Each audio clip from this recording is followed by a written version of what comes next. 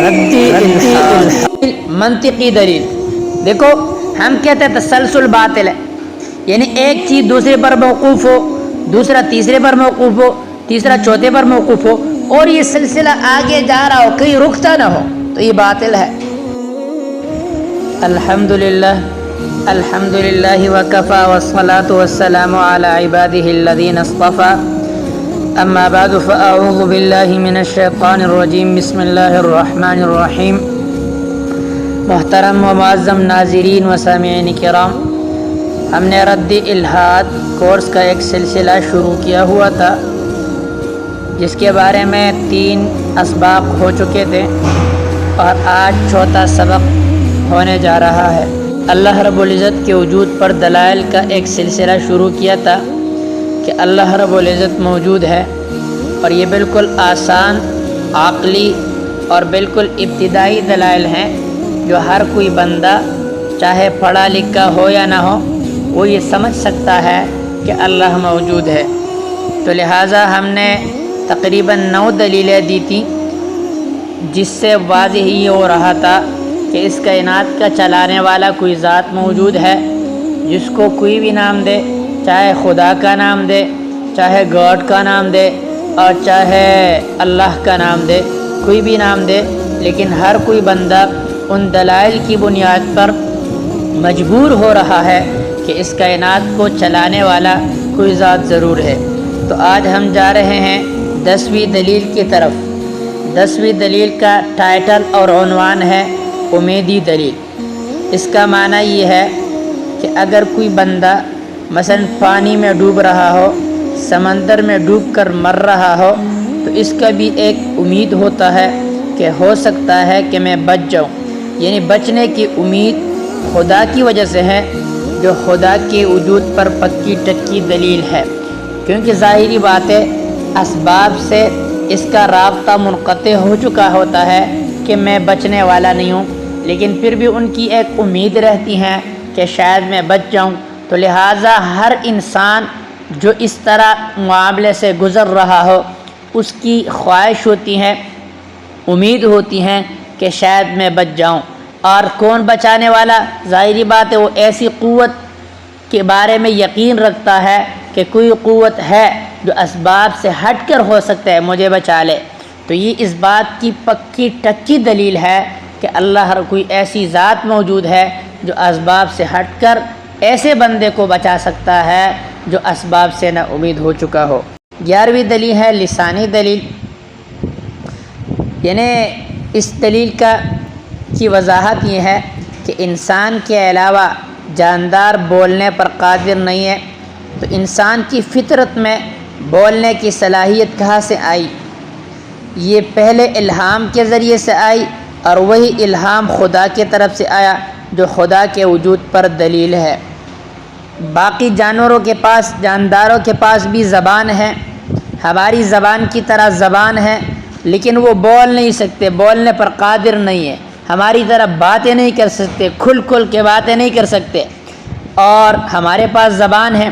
تو لہٰذا انسانوں کو باتیں سکھانے والی ذات کوئی ہے، اور وہی اللہ کی ذات ہے۔ 12ویں دلیل ہمارے پاس ہے مرکبی دلیل۔ دیکھو یہ کائنات جو ہے یہ اجزاء سے بنی ہے، جو اجزاء سے بنا ہو اس کو مرکب کہتے ہیں، جو ہمیشہ سے نہیں ہو سکتی۔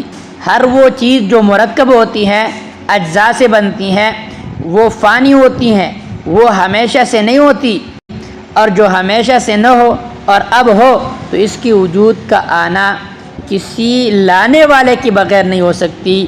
تو ظاہری بات ہے کائنات اجزاء سے مرکب ہے، اور ہر مرکب خود بخود نہیں آ سکتی، یہ موجود نہیں ہو سکتی بذات خود، لہذا اس کو موجود کرنے والا کوئی ذات موجود ہے جسے ہم خدا کہتے ہیں۔ تو کائنات کا وجود، کائنات کا مرکب ہونا، یہ اللہ رب العزت کے وجود پر پکی دلیل ہے۔ 13ویں دلیل ہے اخلاقی دلیل۔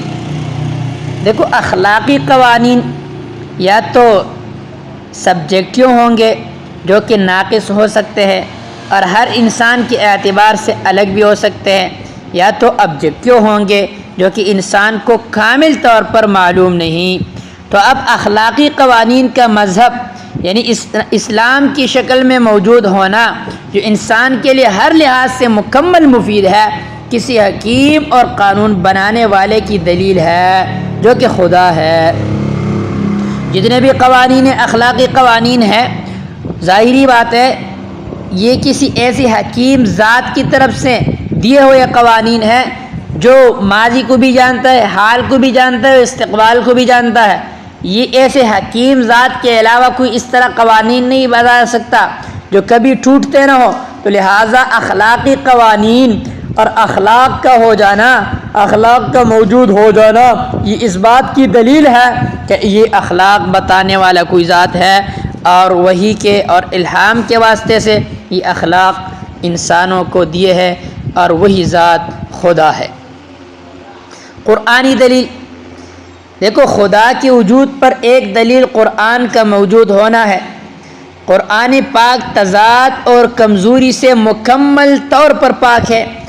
اس طرح کوئی کتاب نہیں جو کمزوری سے پاک ہو۔ کمزوری سے پاک ہونا خدا کی صفت ہے۔ جب قرآن کمزوری سے پاک ہے تو یہ کسی پاک ذات کی طرف سے نازل ہوا ہے، اور وہی پاک ذات خدا ہے۔ قرآن پاک کا موجود ہو جانا، قرآن کا غلطیوں سے پاک ہونا، اتنی بڑی کتاب ہونے کے باوجود ایک چھوٹے بچے کے لیے اس کا حفظ کر لینا، سالوں سال تک نہ بھولنا، یہ اس بات کی دلیل ہے کہ یہ عام کتاب نہیں ہے، یہ الہامی کتاب ہے۔ اور اتنی بڑی کتاب کا تمام باتیں ایسی ہوں جو انسان سنتے ہوئے تختہ نہ ہو، تو لہٰذا یہ اس بات کی پکی دلیل ہے کہ اللہ کا وجود ہے۔ 15ویں دلیل منطقی دلیل۔ دیکھو ہم کہتے ہیں تسلسل باطل ہے، یعنی ایک چیز دوسرے پر موقوف ہو، دوسرا تیسرے پر موقوف ہو، تیسرا چوتھے پر موقوف ہو، اور یہ سلسلہ آگے جا رہا ہو، کہیں رکتا نہ ہو، تو یہ باطل ہے۔ دیکھو ہر محتاج وجود کسی کامل وجود پر منحصر ہے، اور وہ کامل وجود خود کسی پر منحصر نہیں۔ اگر ہم یہ کہہ دیں کہ یہ کائنات ایک چیز دوسرے پر منحصر ہے، دوسری چیز تیسری پر منحصر ہے، تیسری چیز چوتھی پر منحصر ہے، اور یہ سلسلہ مالا نہایہ تک اور رکنے کا نام نہیں لے رہا، تو یہ عقلی طور پر یہ باطل ہے۔ تو لہٰذا جتنی بھی چیزیں ہیں ظاہری بات ہے مخلوق ہے، محتاج ہیں، اگر ہم یہ کہیں ایک دوسرے پر موقوف ہے موقوف ہے موقوف ہے اور سلسلہ مالا نہایہ تک جائے، تو یہ منطقی اور عقلی اعتبار سے باطل ہے۔ تو لہٰذا یہ سلسلہ جا کر کہیں رکنا چاہیے، اور جہاں پر یہ سلسلہ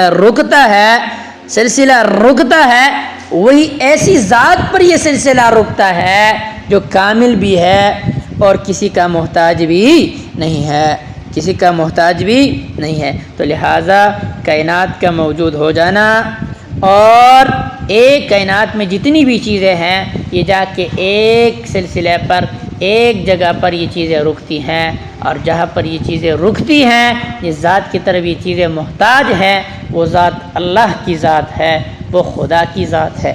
تو یہ آج 15 دلائل اللہ رب العزت کے وجود پر ہم نے 15 دلائل پڑھے، اور ان 15 دلائل سے ہم نے ثابت کیا کہ اللہ رب العزت کو ماننا ضروری ہے۔ اگر اللہ کو نہ مانے تو یہ عقل کے بھی خلاف ہے، نقل کے بھی خلاف ہے، فطرت کے بھی خلاف ہے، اور ایسی چیزیں ہیں جو انسان جس میں تھوڑی سی عقل ہو وہ اللہ، خدا کا اور کسی گاڈ کا انکار نہیں کر سکتا۔ امید ہے آپ حضرات کو یہ دلائل سمجھ میں آ گئے ہوں گے۔ انشاءاللہ آئندہ بھی ہمارے ساتھ رہیے، اور اسی سلسلے کو آگے انشاءاللہ تعالی ہم چلاتے رہیں گے، اور انشاءاللہ تعالی دلائل کا سلسلہ انشاءاللہ ختم نہیں ہوگا۔ اللہ رب العزت دین متین پر چلنے کی توفیق عطا فرمائے اور سمجھنے کی بھی توفیق عطا فرمائے۔